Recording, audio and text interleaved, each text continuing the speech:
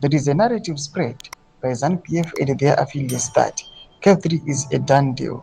Others are calling for a referendum to sanitize an illegal bill. Zarabina mashuko budanyo kwa pangwa ine. Don't about subscribe or like or turn the bell icon.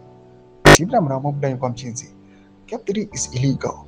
However, an illegal document can be a done deal, and there is no referendum needed to an illegal bill.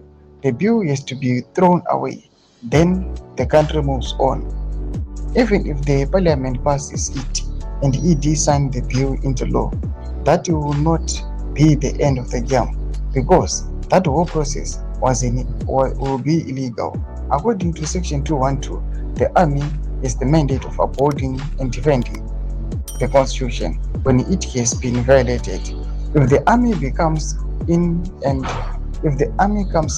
removes ED and all MPs for not upholding the constitution, that will not be viewed as military coup, because the constitution of Zimbabwe allows the army to do that. But if the army does not come in after September 2028, ED's government can be replaced by citizens' government supported by the citizens. The constitution of Zimbabwe allows the citizens to decide who should lead the country. Doma developments are pangwa ine arikongonya ima constitutional amendments pangwa ine yasvika pama levels are